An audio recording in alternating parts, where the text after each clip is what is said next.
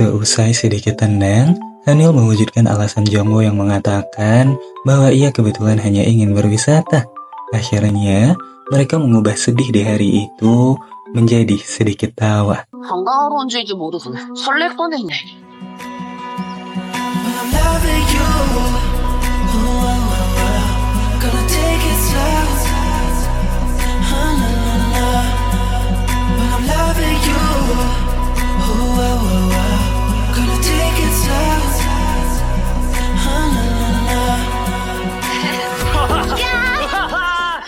Hanil hanya bisa berterima kasih dengan tulus atas hadirnya Jongwoo kala itu. 오늘 고마웠어. 너 아니었음 질질 짜고 있었을 텐데. Di saat akan pulang, seorang pria tiba-tiba pingsan dan mereka melakukan pertolongan pertama.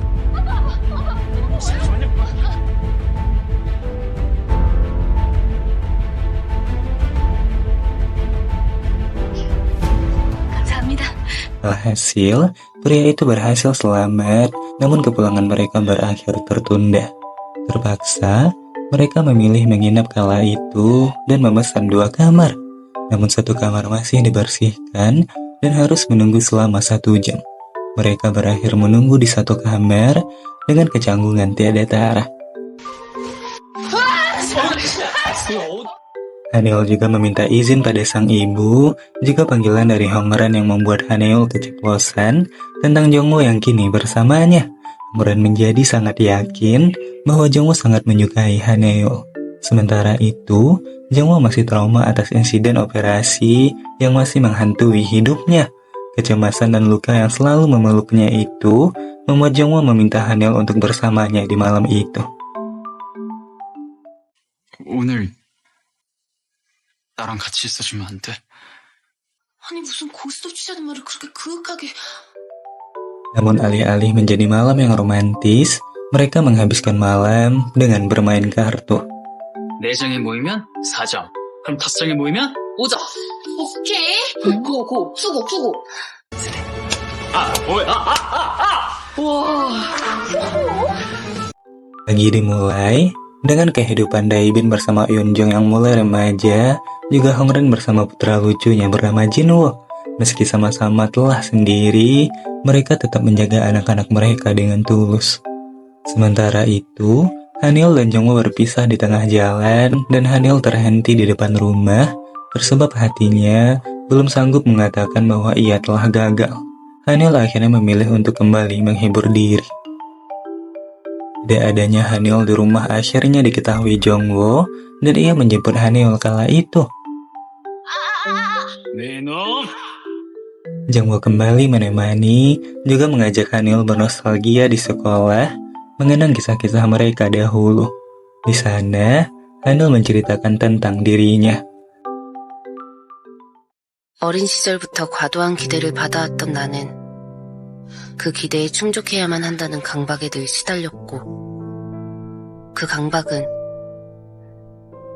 어른이 되어서도 이어졌다. Dalam pernyataan Hanil tentang apa yang akan dilakukan Jongwoo jika bisa kembali ke masa lalu, Jongwoo mengatakan bahwa ia hanya ingin memeluk Hanil. 너는 너 자신을 너무 못살게 구는 것 같아. 너 아까 나한테 물어봤었지. 학생 때로 돌아가면 뭐부터 하고 싶냐고. 너 한번 꼭 안아주고 싶어.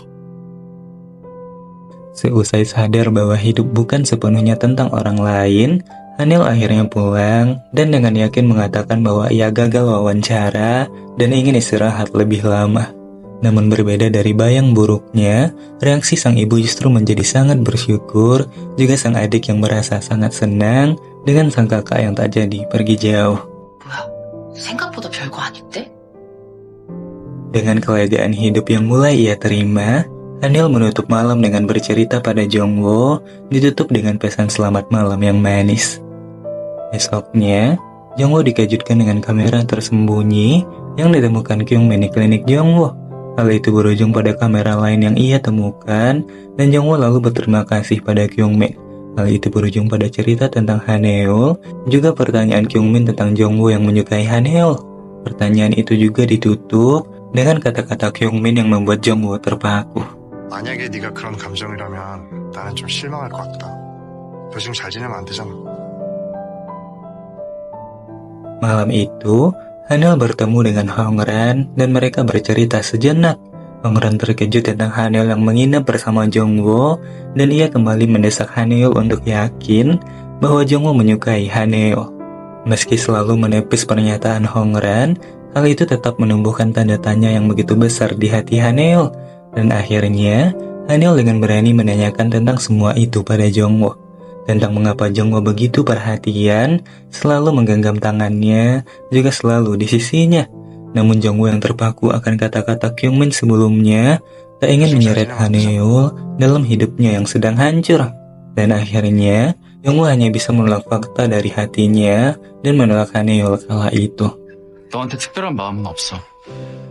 헷갈리게 했다면 미안. Tiba-tiba momen itu menjadi sangat kacau ketika ibu dan yang lainnya sudah ada di atas dan mendengar semuanya. Hanil menjadi sangat kesal dan malu mengetahui dirinya ditolak di depan keluarganya. 와, 그러니까 저 정도면 차 있다고 보는 게 맞니까? 그래, 맞다, 차 있다. 그것도 시기 차 있다. 그러니까 다들 각자 할 일들 해. Pagi menjelang, Hongran dan Daibin tiba-tiba bertemu dan kejadian serangga di dalam lift kala itu membuat Daibin akhirnya bertemu dengan Hongran yang ia cari selama ini, yang juga menjadi pelanggan pertama di kanal YouTube-nya. 이용남? 저를 아세요? Sementara itu, Jongwoo dan Hanil bersepakat untuk melupakan kejadian semalam, juga sepakat untuk tidak saling canggung. Namun berbeda dari persetujuan, kecanggungan akut mulai terjadi. Akhirnya, Jongwoo mengatakan bahwa Hanil tak perlu malu akan apapun. 내가 자격이 없어서야. 네가 쪽팔려 할 일 아니야. Setelah sekian lama, Hanil kembali bertemu dengan dokternya yang meminta Hanil untuk kembali pulih dengan perlahan. Dokter juga menanyakan tentang gejala PTSD yang mungkin dialami oleh Hanil. Namun meski tak memiliki gejala, Hanil justru teringat akan Jongwoo yang menunjukkan semua gejala itu, yang selalu bermimpi buruk, gugup melihat darah, dan selalu dihantui dan terjebak dalam tragedi suram di masa lalu. Hingga dalam luka yang selalu memeluknya itu, Hanil tiba-tiba datang padanya, lalu memeluk Jongwoo dengan penuh perhatian. 많이 힘들었지. 괜찮아질 거야. 누군가를 걱정한다는 것이 가장 기나한 일일까? 하늘아, 네가 보고 싶었어.